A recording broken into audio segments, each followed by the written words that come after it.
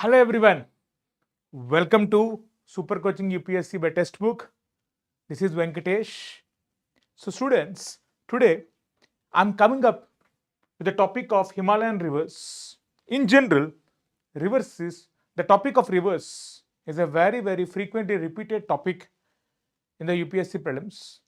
The reason is very simple. The rivers are lifeline of every civilization. They are the soul of a nation because that is the one which gives you the cultural significance. That is the one which gives you the significance with respect to agriculture. That is the one which helps you to that is the one which will helps you to grow agriculture in a region, isn't it? Water is a very important source of life. Because of that, the topic of rivers has been a frequently repeated topic in UPSC. And considering this frequently repetition, you will find that Himalayan rivers, the majority of the rivers, the huge extent of the mighty rivers which you find here, it is a very important topic. So let us discuss about the Himalayan river systems. So if you see the Himalayan river systems, and why are you calling them as Himalayan rivers? First of all, simply, when you see about the rivers of India, we can divide the rivers into multiple things.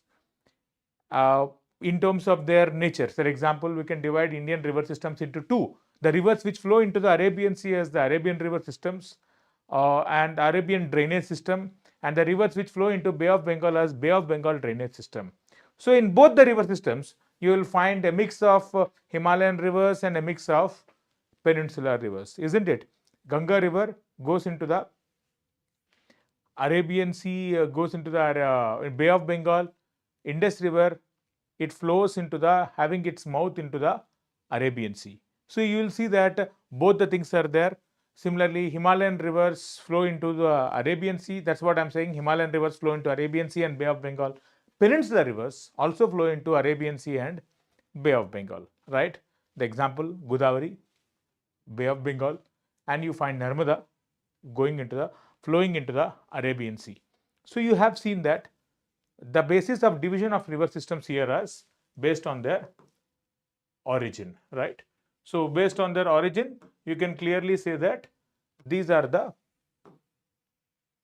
origin where you are getting it. The origin is from the Himalayas.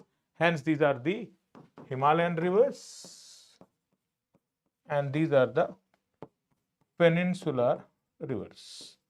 So when you talk about the Himalayan rivers in detail, you will see that there are three mighty rivers of the Himalayas: the Indus river system, the Ganga river system, and the Brahmaputra river system. Indus, Ganga, Brahmaputra. So Indus, Ganga, Brahmaputra are very important river systems. So what are their characteristics? What is the basis of UPSC preparation of the rivers? Whenever you are preparing for rivers, I hope all of you are having, are you following here? Anyone who has any doubt, you can always ask me, right? Right. Okay. So whenever you are talking about the river systems in general, always understand, try to know about their origin, important places it cut across, the tributaries which will pass through a river, the tributaries of a river, the cities where a river travels through, even sometimes the national parks associated with a river, sometimes even the biodiversity of a river, whatnot. This is one dimension. Another dimension of topic of studying about the rivers is their geographical features.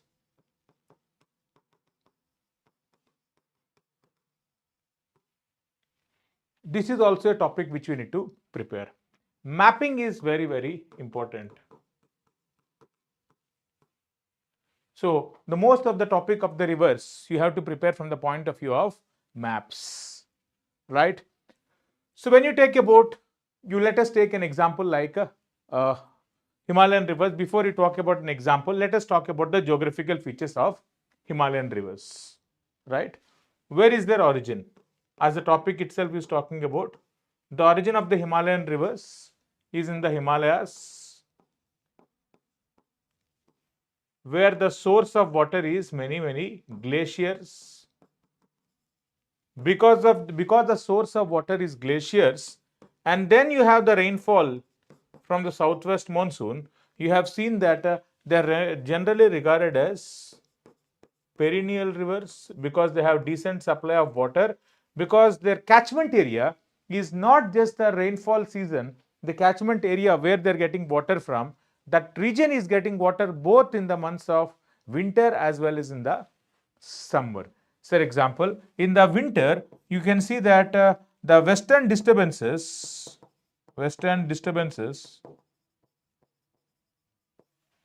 provide significant snowfall, right? And if you are following the current affairs, the regions like Himachal Pradesh and all have got decent amount of snowfall now, right? This indicates that this is the opportunity of replenishment of all the water resources, the springs and the glaciers of the Himalayas. So this is the source of perennial nature. So they are perennial rivers. Why they are perennial? Because their source is glaciers. Why their source are glaciers? Because they are coming from the loftiest mountains of origin as Himalayas. Look at the connectivity. Then when you talk about these river systems, their length is also decently high. For example, the rivers are very long. Take the example like Ganga. Ganga's length is 2525 kilometers, right? For Ganga, 2525 kilometers. Look at the extent.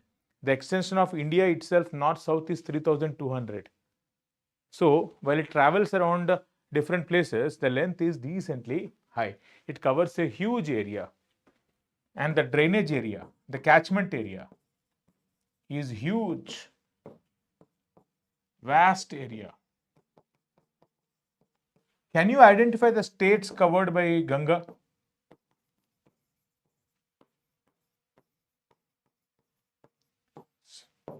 When you talk about drainage area is huge, can you identify the states which are covered by Ganga? Anyone? You can put in the comments the states which are covered by Ganga. Let me check the comments, all of you.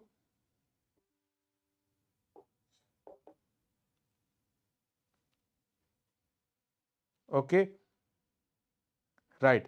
So if you see about the states which the rivers is traveling, Ganga river has so many, it travels across so many places. Let me take you the map of this. So if you take about this Ganga river as such, majority as the river travels across, every one of you will tell about Uttarakhand,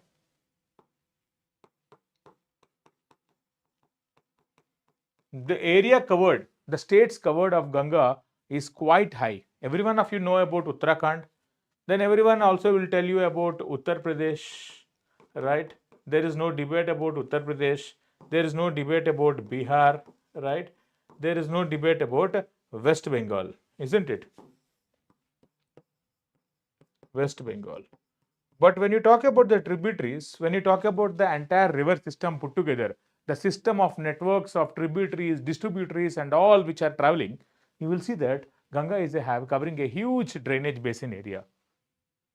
So some of the parts of the Yamuna also travel through Himachal Pradesh.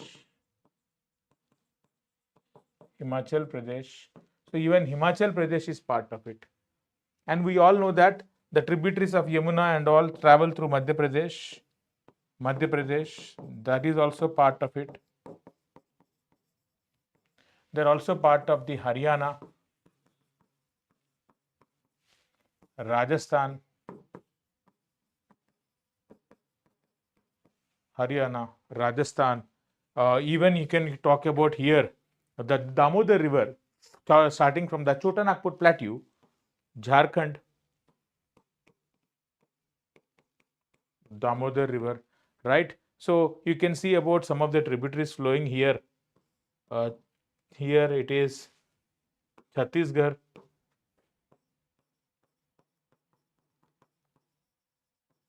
Right? Look at the extent. You can also talk about the Yamuna River traveling across the Union Territory of Delhi. Right? Look at the things. 1, 2, 3, 4, 5, 6, 7, 8, 9, 10, 11. Right? Almost around 11 areas. So you can see that it's a huge area. Right? So these are the things which we need to cover. When you are talking about the extent of Ganga is quite huge. Right? Then,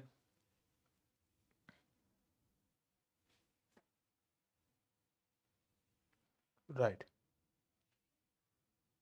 Okay. So the area is, if you talk about the area within India, it is around almost 8,61,000 square kilometers. Look at the area.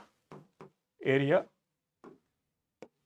8,61,000 square kilometers. Right. So this is about the huge extent.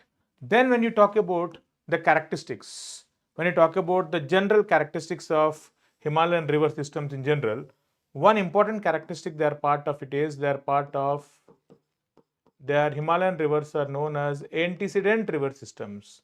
By the way, what do you mean by antecedent river systems? We all know that the topography of Himalayas is very young in terms of the geological history. Don't compare with respect to the age with respect to how many years in there. Generally, when you compare it with the geological history, it is considered as very young. So Himalayas are known for youthful rivers because the topography is still evolving and the topography evolution is not yet complete. So if you have seen that, we all know that Himalayas are a series of mountain ranges. So we have the greater Himalayas, then we have the lesser Himalayas, right? So as these rivers are traveling, we are already having the rivers which are cutting across these mountains. So the topography is not yet completed.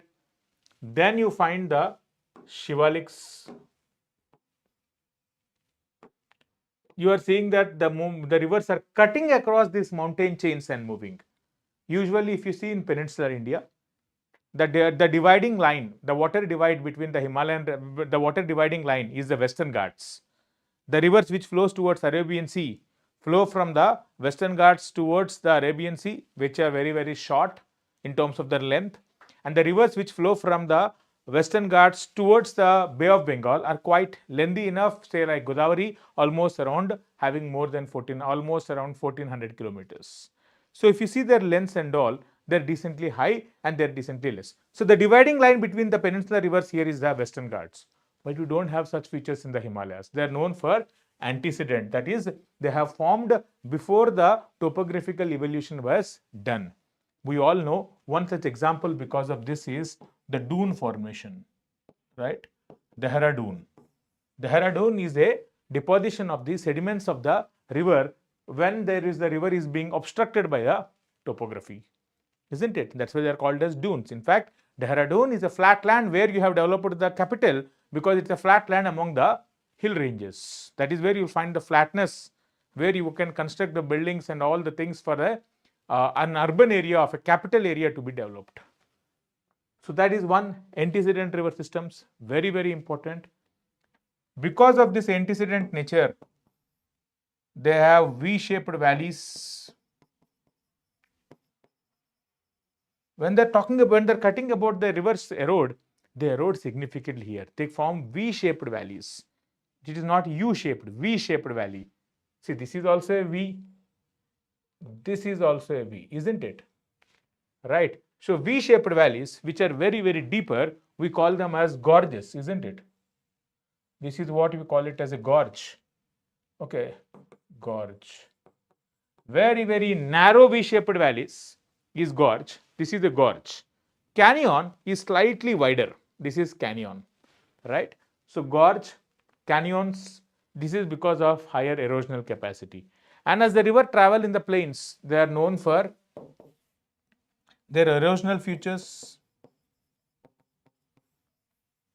Known for their erosional features, say the river is known for meanders. okay, erosion and deposition will start increasing. Meanders is one such example of unable to erode. Yeah, it is not a, rather it is not a feature, it is a channel pattern. Meander is a channel pattern. So because of lack of erosion, the pattern is meandering, right? Deposition, deltas. Rivers like Ganga are known for deltas, huge deltas areas. So this is the background of river, the characteristics of the Himalayan rivers like Ganga. Then when you talk about their length, their origin and all, if you see Himalayan river originate from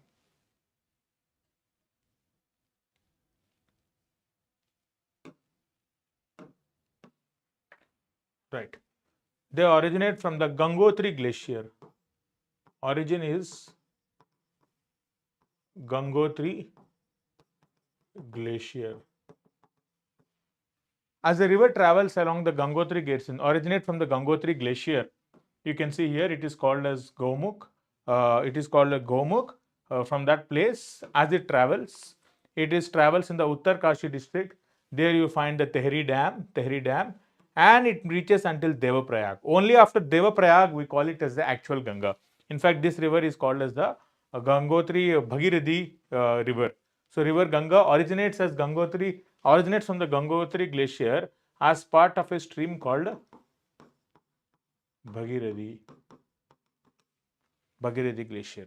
Then you find around other rivers, the Mandakini river, Alakananda and all, which are also moving east of this river. You can see here, this is the Gaumukh, this is the Bhagirathi glacier, this is the Bhagirathi river.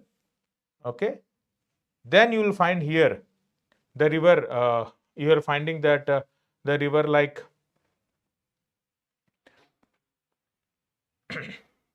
yeah, Mandakini. Okay, you can talk about Satopant glacier and all. You can talk about the Vishnu, Nandakini river, Pindar river. Okay, all these things are traveling. As these rivers are traveling, they are creating a set of confluences, place where two streams are rivering. These confluences are very important. You can see here, Yamunotri river from the Gangotri glacier river which is flowing is called as Bhagirathi. This is Bhagirathi. Then these rivers from the Alakananda, the places, what are all the places which are there? Vishnu Prayag. You can see here, this is the Vishnu Prayag. This is the place where Alakananda meets Dhauli Ganga. Alakananda meeting around the Nandakini, that is called Nandaprayag. Alakananda meeting the Pindar glacier is called Karnaprayag. Alakananda and Mandakini, right? Mandakini, that is Rudraprayag, and Alakananda and Bhagirathi is the Devaprayag. The five Prayags, Devaprayag, Rudra, Karna, Nandaprayag and all, Vishnu Prayag, you need to remember that. So I have made the confluences of these rivers. Vishnu Prayag, Dhauli Ganga joins the Alakananda. Nandakini joins the Alakananda, Nandaprayag. Remember, all of these rivers are bigger rivers here is Alakananda, joined by smaller river systems.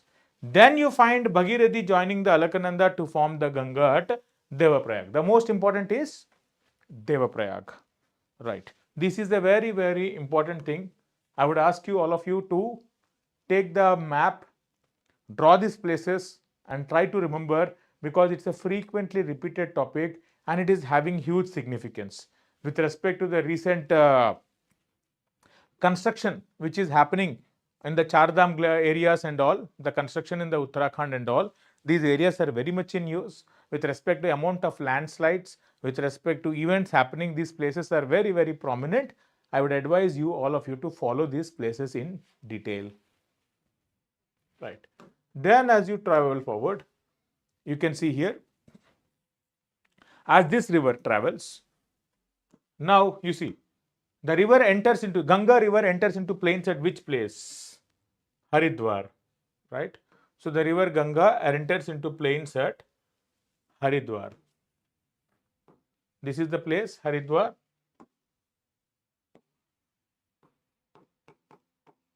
Enter into plains at Haridwar. Then as the river travels from Haridwar, now we have the left bank tributaries. Ramaganga, right? Then Ramaganga, Gomti, Ghagra, Gandak, Kosi. These are very, very important river systems which are met by the Ganga river, right? So these places are very, very important. So let us identify this place. Now, while you are drawing this map, you see, while you are drawing, you are supposed to draw in this way. Take the main river, Ganga.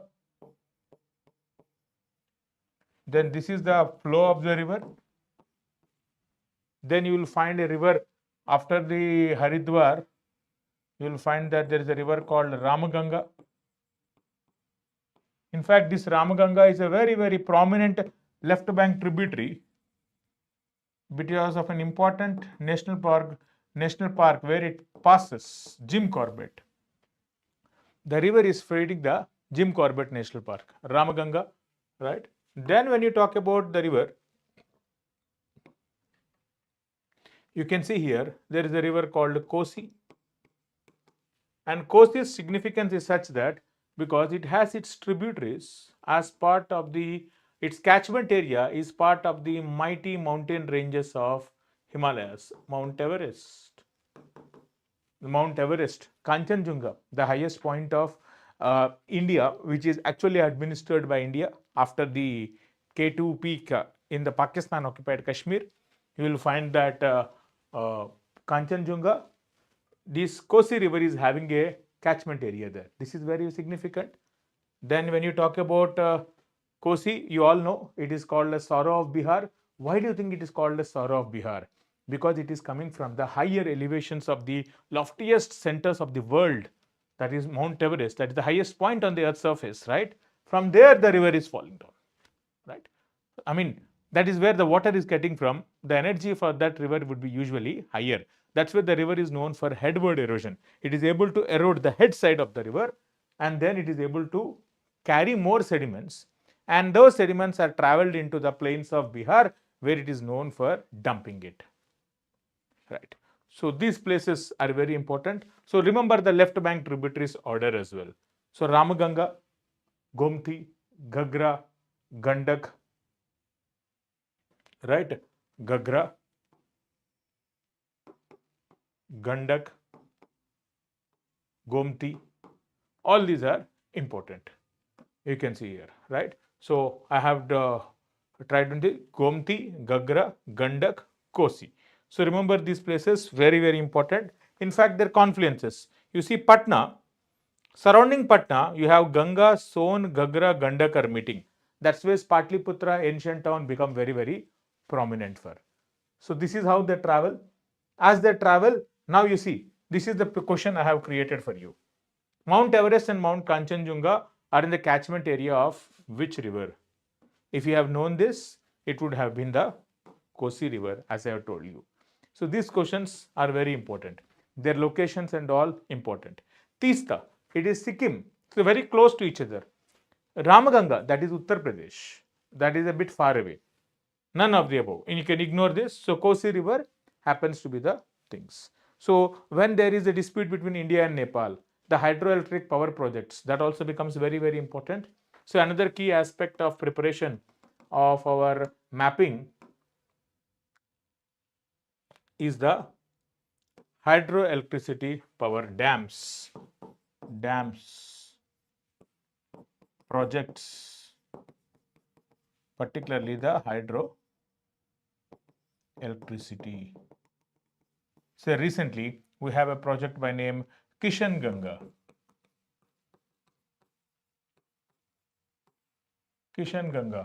So it is a project which is in dispute between India and Pakistan.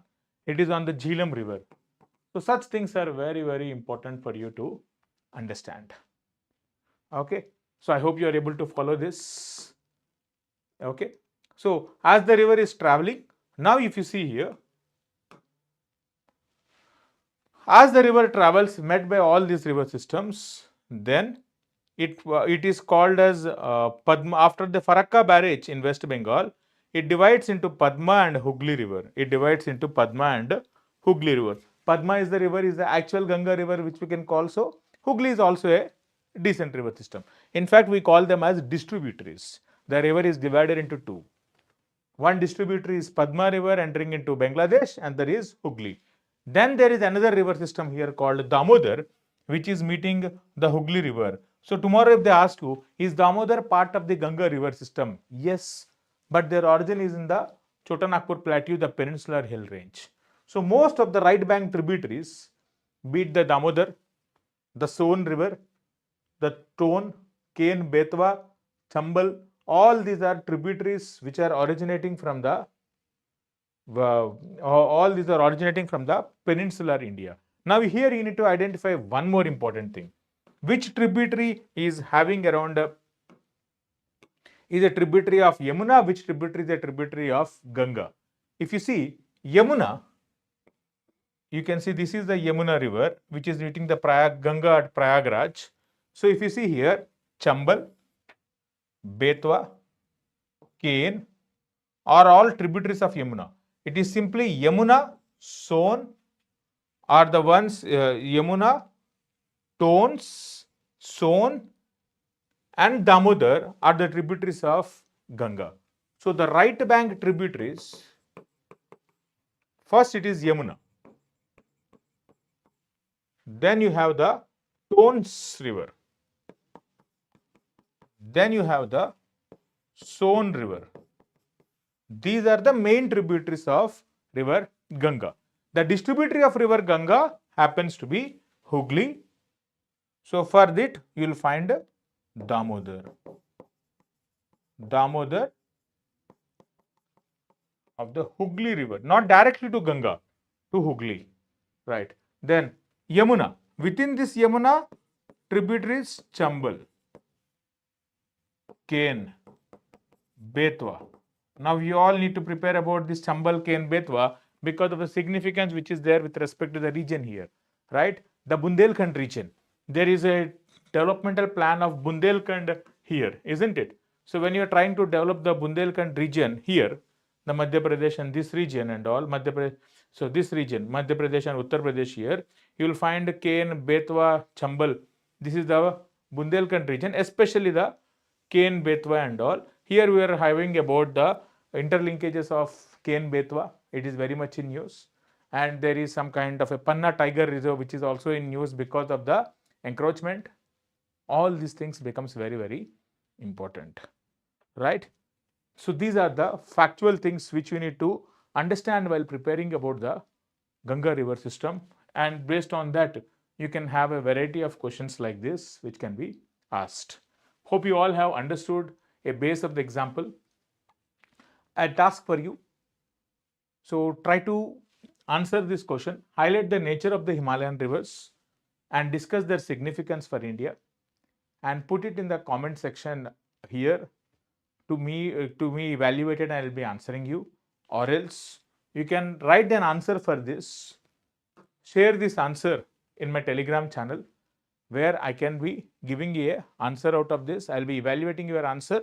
You can resolve your doubts. You can also interact with me whenever you are having a doubt. I hope you all have understood about this topic well.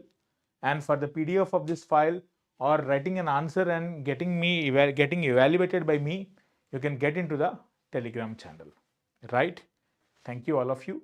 We'll get back to you with a new topic tomorrow. Until then, have a good time, be safe, read well, happy learnings.